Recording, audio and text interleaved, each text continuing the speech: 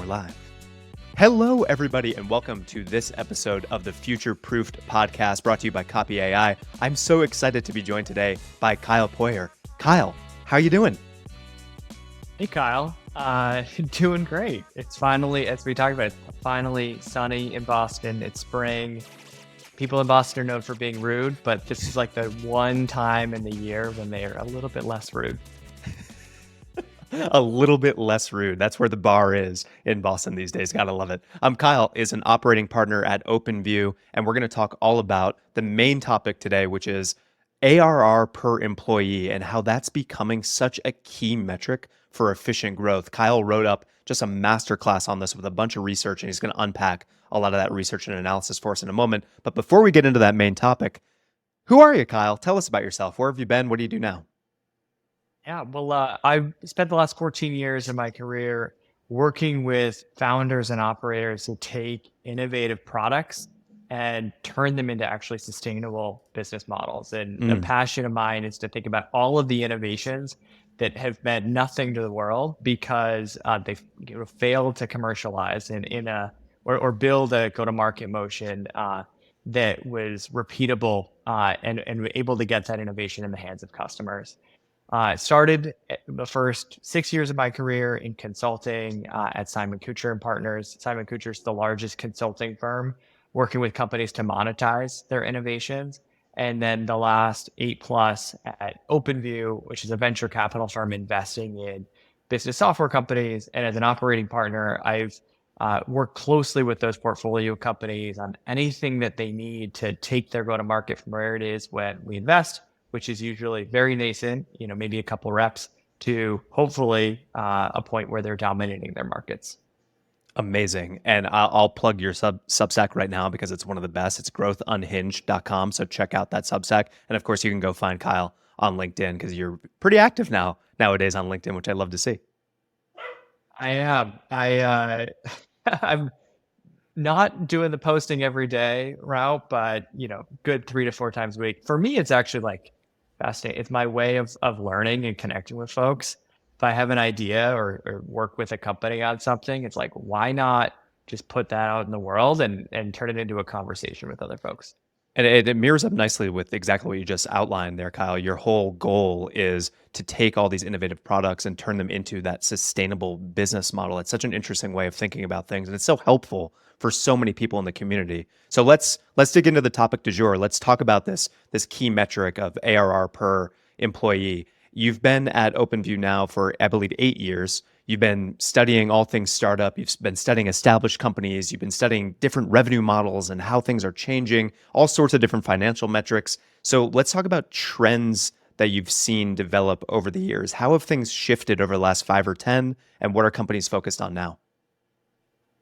Things have obviously shifted quite a bit. If you look back to, let's call it 8 years ago when I got into VC, just about every business you looked at was aiming to try to have that predictable revenue model. I think they all read the book about Salesforce. And so SDR and BDR teams were really big to build top of funnel. Then you'd have AEs, usually as inside sales reps, to close that business, hand off those deals to CS team, and so on.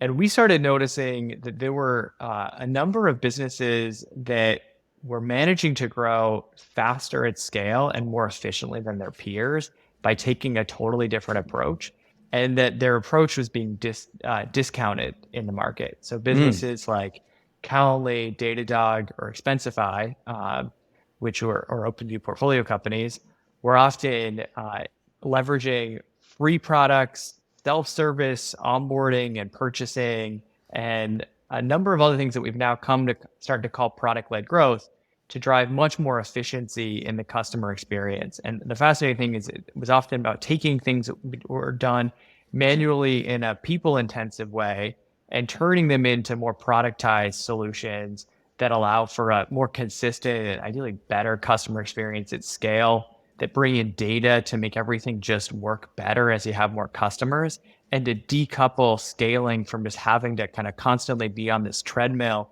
of going out and hiring people, ramping them, having them leave, and so on. And so that was the I call, that was from 8 years ago until the last couple of years, product led growth started becoming really this wave in software.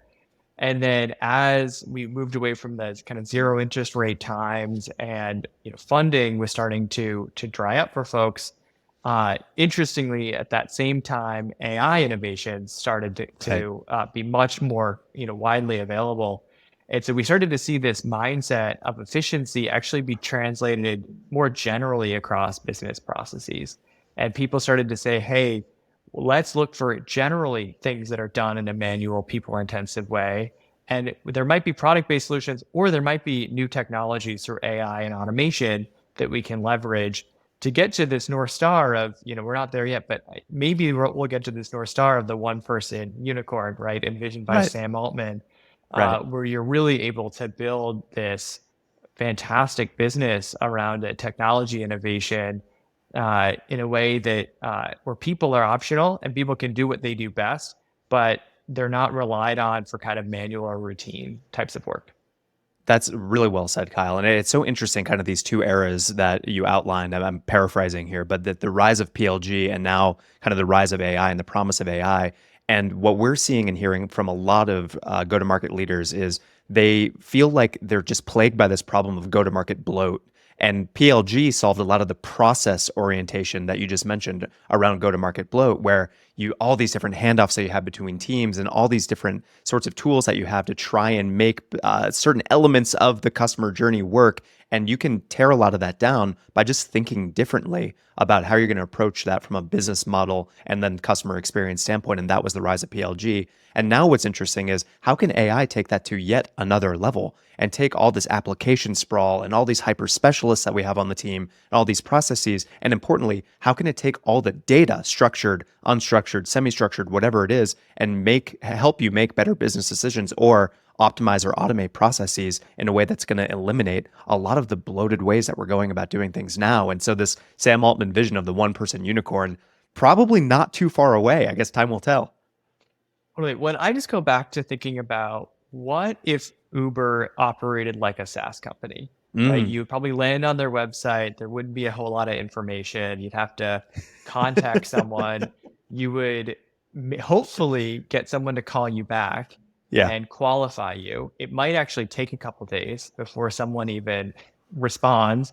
You have a qualification call, and then you set up time with an AE. Hopefully, they get to a demo right outside of their pitch. Then you probably need to go through multiple rounds of demos, security reviews, like bring in procurement, legal, finance approvals, and so on, all to just get into the product and start using it. Like if they put you through those kinds of hurdles, Right. you probably would just say, this is probably not worth it. My life is fine without this. And so I think about from a buyer, buyers actually hate this go to market bloat world because go to market bloat actually means handoff to about 10 different people, none Right. of whom know the business, have the context from the past iterations, and few of them are actually helpful. And when someone finally is, you get handed off to the next person. Yeah. And I think about what we really want is to be able to get the information we need in the format and in the time that we need it. So like just in time information, have a personalized experience that fits, our specific goals and requirements. And just to have it be kind of under our control, right, where we can guide what that experience looks like, and we don't feel like there's someone being pushy or sort of dictating things on the other side. And so if we think about that type of North Star customer experience, it's very much self-service, or it's a way that's automated where things are available to us Right. when we need it. Right, that customer education and being less guarded about how people find out more about your product. It's necessary. It's so interesting to me how so many companies are so paranoid about showing their product. Give a product tour on your website. People want to see it. Your competitors are not going to steal. Don't worry about that. Like give your target market what they want to see so that when they do speak with somebody on your team, they actually have a concept of how you can help them. So we're on the exact same page, and I think a lot of companies If they're not already evolving this way, they will need to, or they will get left behind. And so now let's talk about the main metric, this ARR per employee, and how it's such an interesting different or a lens, I should say, to assess this kind of efficiency. You mentioned in this recent article that it's becoming an increasingly important and shockingly simple way of assessing efficiency. So why haven't more companies already been doing it if it's so important? Well, we didn't need to be that efficient in 2021. Yeah. That's probably the main factor. And I think with a lot of SaaS metrics out there, and like I'm very much responsible for this as well, they're really complicated, and it feels like you might need a data scientist on staff to Right. calculate it, let alone to understand it, right? So we've looked at things like LTV to CAC, which is basically fun with numbers.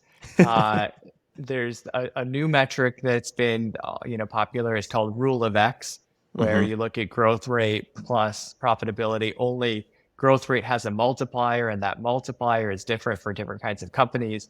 Like your head could kind of explode when you think about all the different SaaS metrics you're supposed to know about these days. And I go back to there's beauty in the simplicity, because Yeah. simplicity means everyone understands it at the company level. It's plain to see how you're doing relative to peers and how you're doing relative to how you performed in the past. And it's a framework for thinking about the business. So with revenue per employee, you can think of, hey, do we think the investments we're making right now are going to set us up to be a more efficient business in the future or not? Right? Mm. Do we think that adding product folks, adding engineers, adding more sales reps, whatever it is, like, is that actually going to have a better return after that investment than we had before?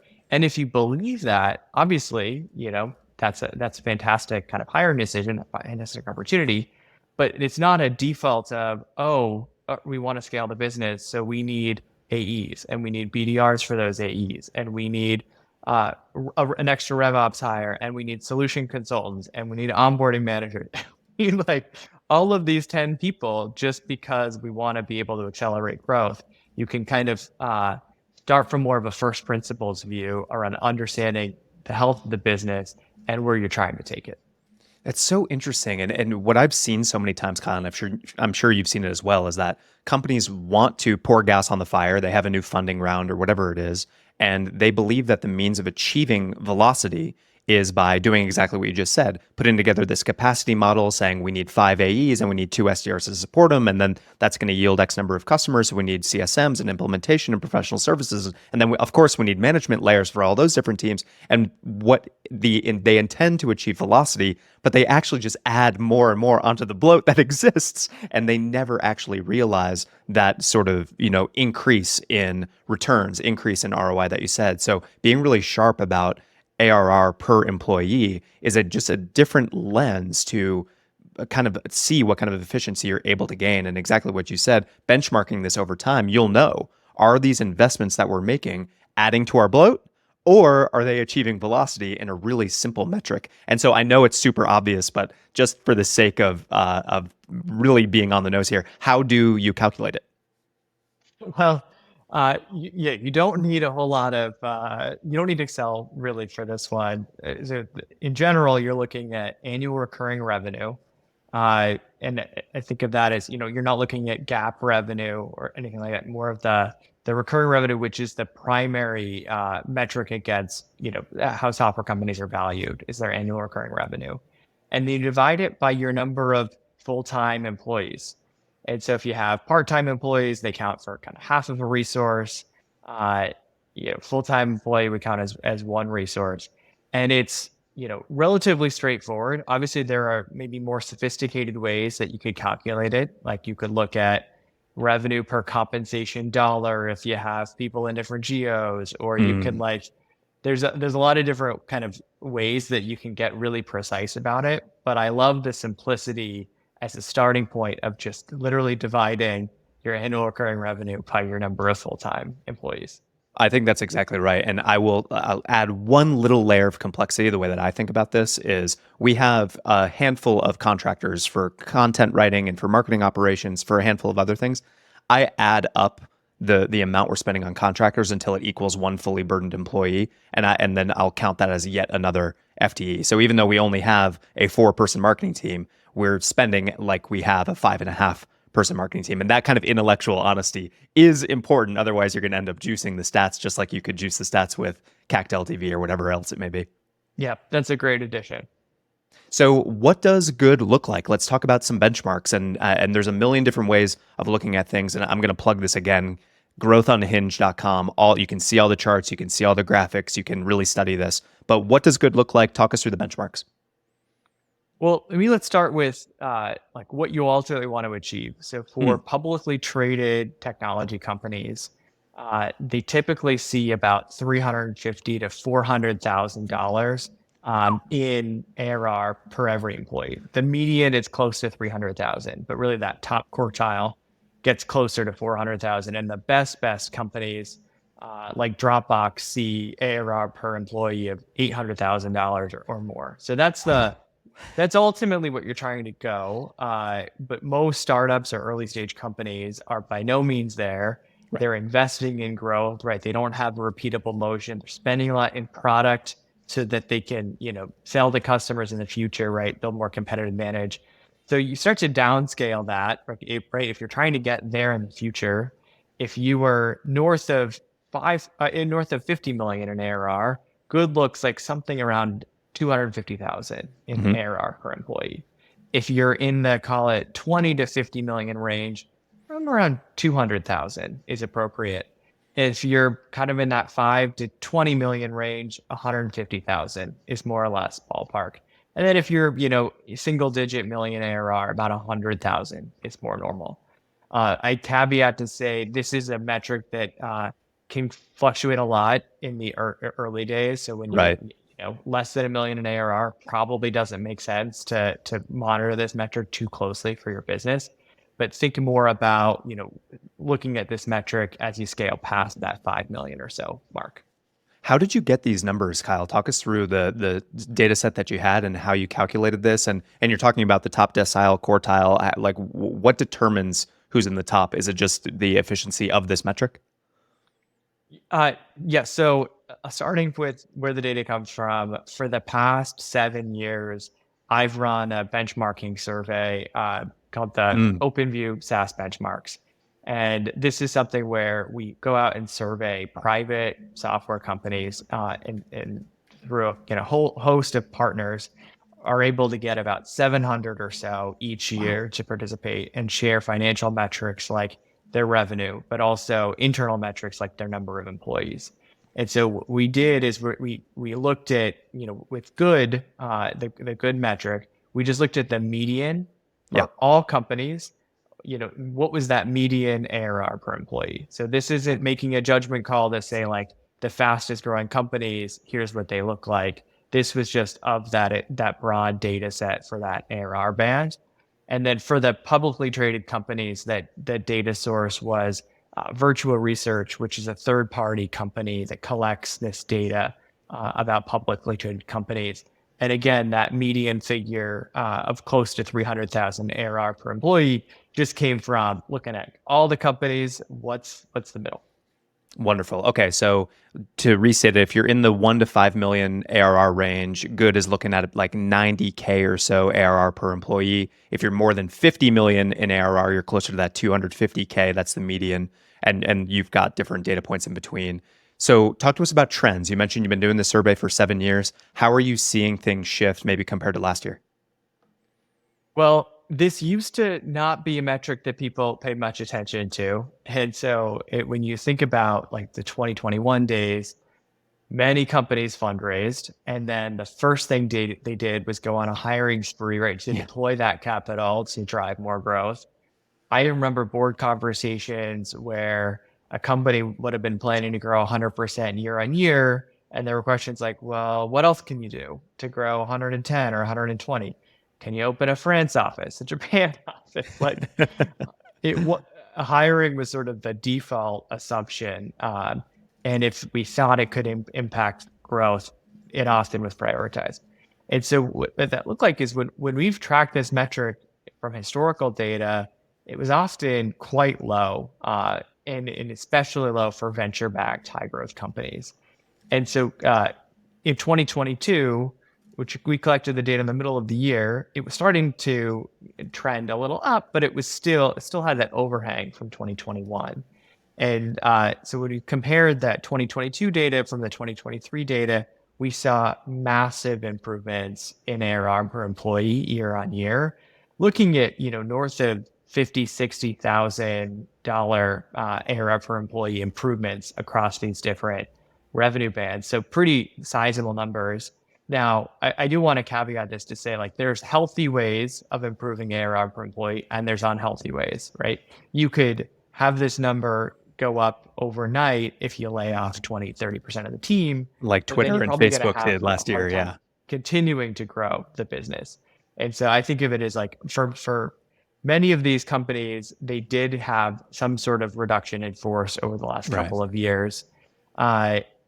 And they also continued to grow as businesses. And so the ARR per employee was from a combination of the two.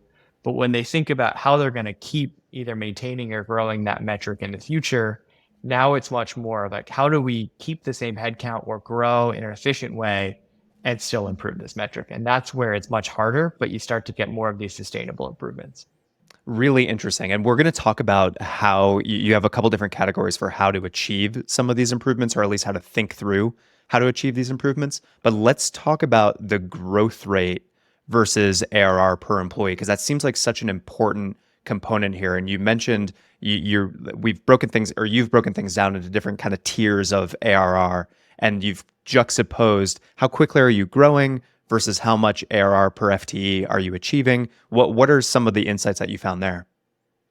Absolutely. Well, so venture-backed companies, by definition, are investing in growth, right? So if you raise a new round and you believe that you're going to need more AEs to close deals, what you're going to do is say, hey, I know it'll take 3 to 6 months to hire someone. It'll take another 3 to 6 months to ramp them.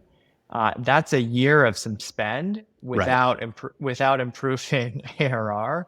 Right. And so we're making that investment knowing it's going to hurt our metrics in the short term. But because we think maybe an ARR can close, call it 700,000 in business a year, like once that AE is ramped, we think they're actually going to improve this metric, right? And so the more companies are investing in growth, and that often corresponds with VC financing, often they're making those investments today, and therefore their ARR per employee just naturally looks significantly lower.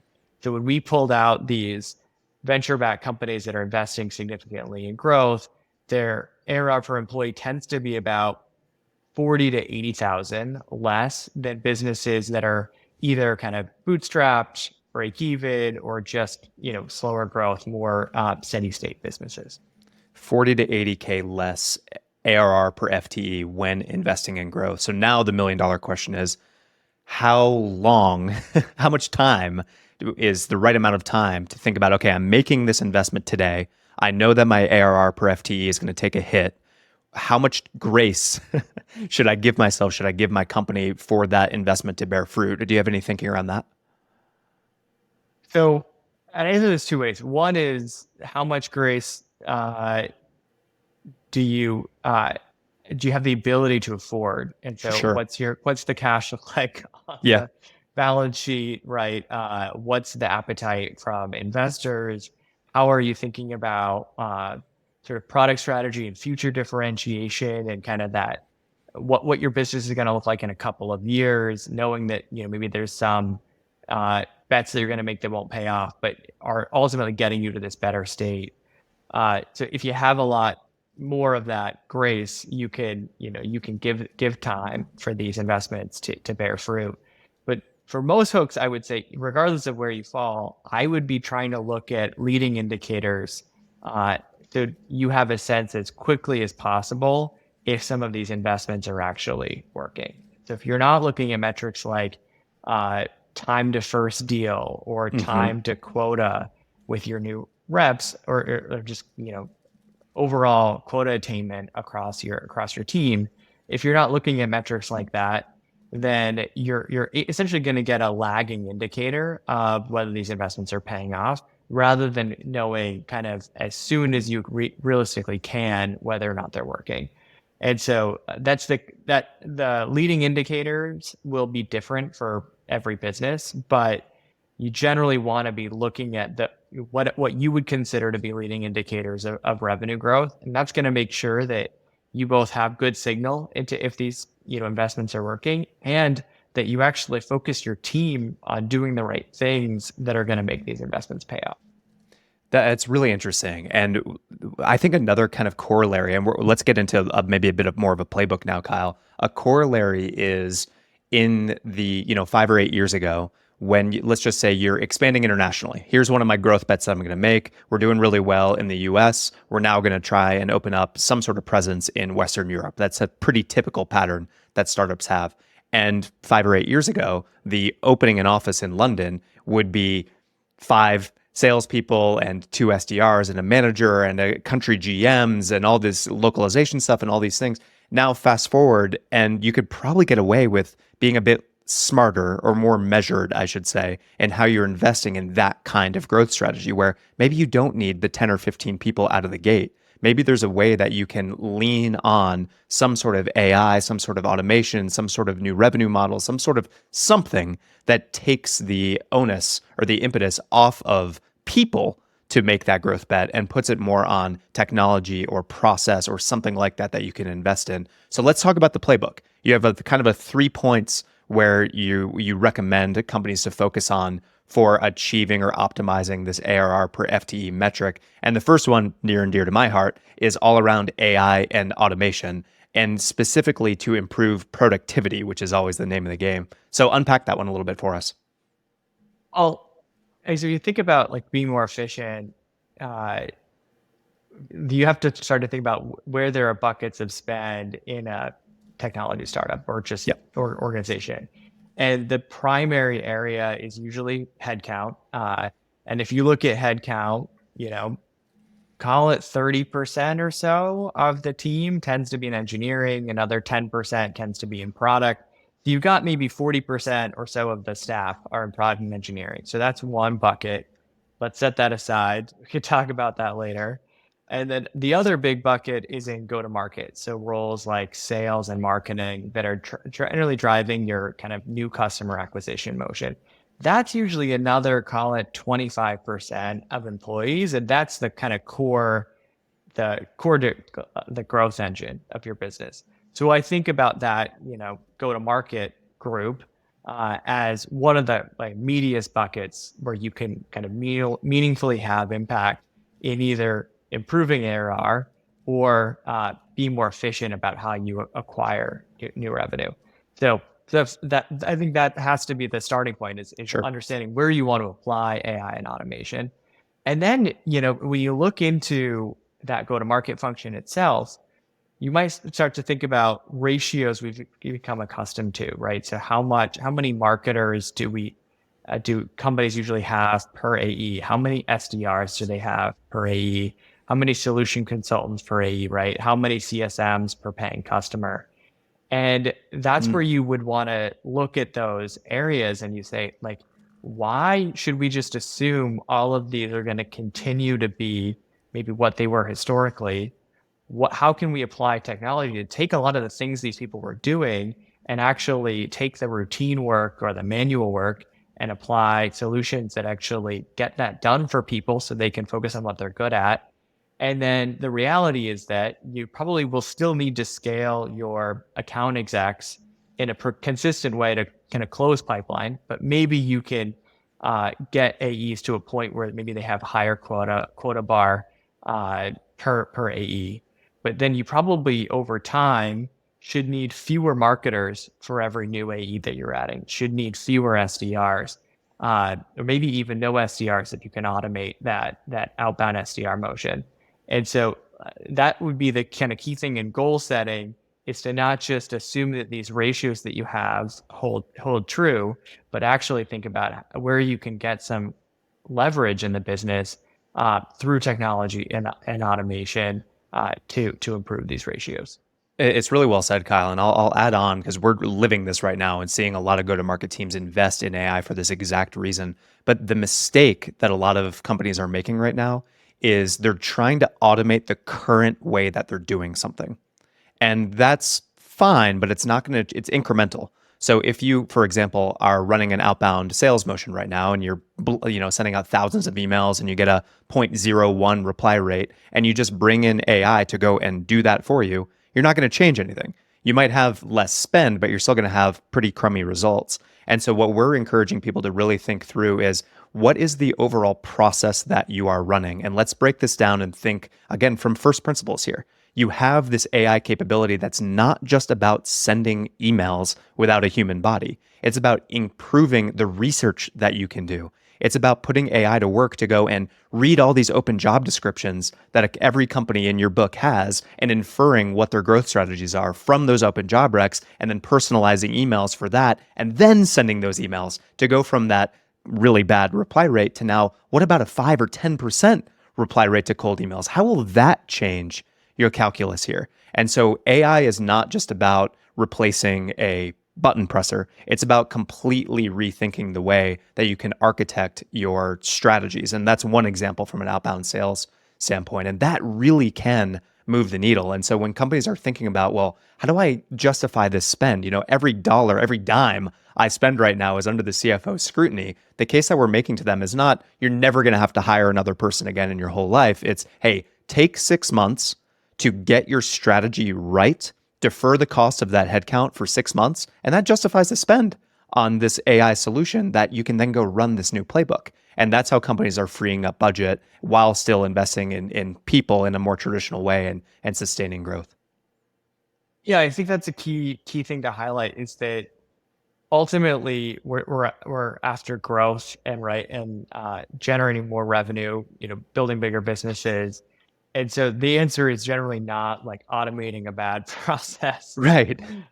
It's improving on what we're doing and maybe things that weren't scalable to do with people, but technology can actually allow us to do it better. That's where you really can get these just truly amazing returns for the investments that you're making. Exactly. Okay, so now let's double click on the sales and marketing investments that you've made that companies are making. How can you measure incremental returns? You talked to us about leading indicators. You talked to us about really being thoughtful about the growth stage you're in, and maybe it makes sense to give yourself a little grace. But any additional detail on measuring the incremental returns on those sales and marketing investments? I think so. It's important to highlight for many businesses they understand if they understand their kind of productivity or performance, they're generally understanding it at an aggregate level. Mm, So they're saying, all right, what is our uh, cost of acquisition for a new customer? How long does it take for us to pay off those costs of acquisition? What's our, net dollar retention? So how do customers, grow or churn over time? And so we often understand that across the entire business, right. but we don't understand that in a granular level. And we can't answer the question of how that would change with an incremental investment. So I, for instance, have worked with businesses that have a product-led growth or self-service motion, and they go and add a sales team. And sometimes in those businesses, sales is incredible, right? If they take these leads that were just sitting in the self-service pool, ready to buy, they sell bigger deal sizes, they have better customer relationships, and so on. It's super efficient. But for other companies, they add a ton of costs to the motion Hmm. to actually convert people that would have bought self-service anyway. They sell at a low, ticket size, and Right. now they're paying commission on a deal that, the rep didn't really incrementally improve the returns of the Mm, company. And even in those businesses, if you actually zoom out, the overall motion might feel efficient. You might say, oh, CAC payback period is 12 months. But the reality is you've got a hyper efficient part of the business, and that's the PLG motion, and a hyper inefficient part of the business, that's the additional sales rep. And right. so, how do you actually understand the core of your business and kind of that core efficient motion that's generally your leading marketing channels towards your ideal customer profile, towards your best types of reps. And then how do you look at like what is that delta performance when you go into new geos, right? Where you don't have as much of a brand recognition. You go up market, you go down market, you are adding a team to sell a new product, right? The idea is to have a business case for what how those different motions should perform and to hold them accountable because it's often those bets that don't get as much scrutiny as they should Right. because if we're all growing our business are hitting our overall numbers, things are great, but the reality is that there's often some kind of waste or inefficiency even if the overall motion is working. Very interesting. And I love the way that you frame that. And number one, automating with AI and finding other process automation leads directly into number two, which is measuring those incremental gains from those sales and marketing resources. And so these two are definitely joined at the hip, and you got to be able to focus on both. But I love the way you started that out, Kyle, saying a lot of companies have a decent understanding at an aggregate level, metrics they're reporting to a board. Very few have an understanding at the micro level, which is a lot of what this ARR per FTE is meant to encourage. Like, let's think more granularly about what the system is that we're building and make sure that we're building it efficiently. And now we can talk about R&D. We've been giving sales and marketing a hard time. Talk to us about how you can scrutinize R&D for a similar sort of improvement on this metric. Well, exactly. So on the conversation so far has been on that 25% or so of the headcount that's in go to market. They're the ones that are often the immediate focus, right? If there's layoffs or if there's anyone trying to, go after efficiency, and R&D is often set on its Yeah. side, sort of saying, "Hey, we don't want to mess with product. We don't want to do anything that's going to disrupt these engineers. They're the lifeblood of the company, right?" Uh, and the reality is like, if we want to build a more efficient business, we can't just apply this kind of thinking to go to market. We have to think about the broader company. And if Right. 40% of the team is in R&D, we have to make sure that those resources are being used wisely. And we have a lot of methodologies for looking at performance on the go-to-market side. We can look at things like what's the cost of acquisition on marketing side. We can look at things like quota attainment and overall kind of quota of our AEs, and is the quota to OTE ratio right Right. appropriate? But we don't have those metrics for engineers. We don't say like this incremental engineer is actually allowing us to build products faster, or when we look at our roadmap of potential things that we can build, we often don't have an understanding of at a granular level what's the impact these are going to have on our business performance, right? Is building this feature going to improve retention? Is it going to be Right. something we're going to monetize? Is it going to do something else? Is it going to unlock a new segment for us, right? We often don't have clarity into the outcomes we're trying to achieve with different R&D investments. And then we also don't hold that kind of team accountable for the outcomes of that work. And this is really hard to do. I think there's more and more tooling out there to get visibility into engineering team performance and alignment with outcomes, but it's a way of thinking that's still a little bit far off. I A place that you can start with is often the product growth team, which is a team that kind of tends to live within the product organization.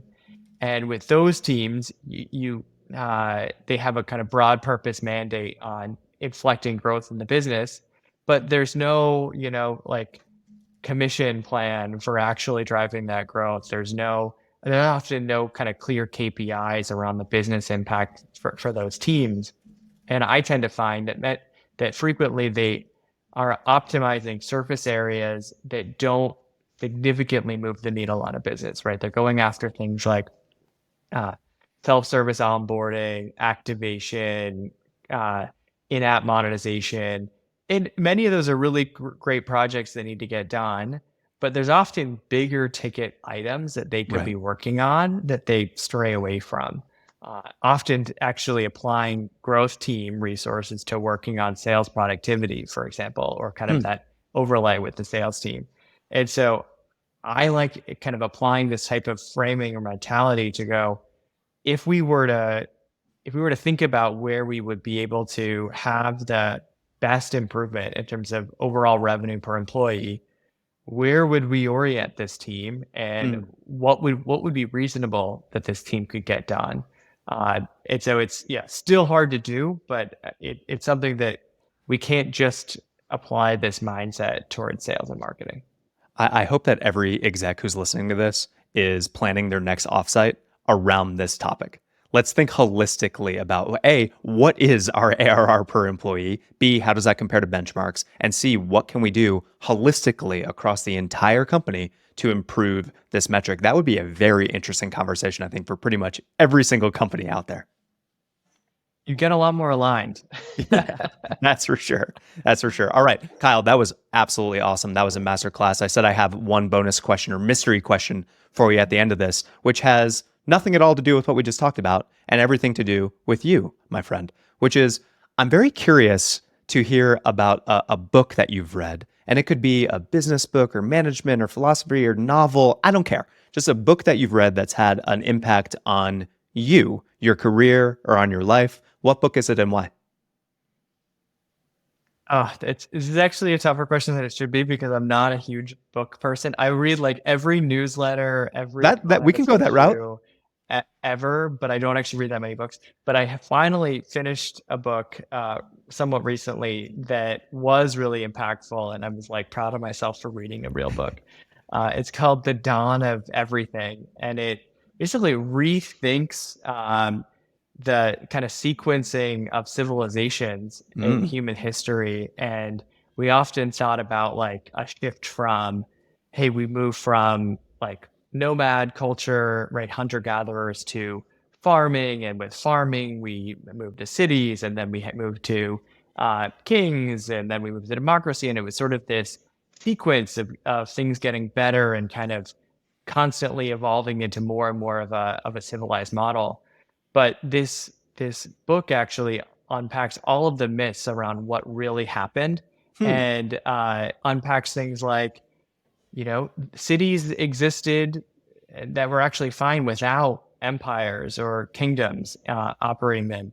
We also had farming. People learned how to farm, but just still decided to be hunter gatherers or live nomadic lifestyles and do what kind of in the book they call like play farming for part of the year.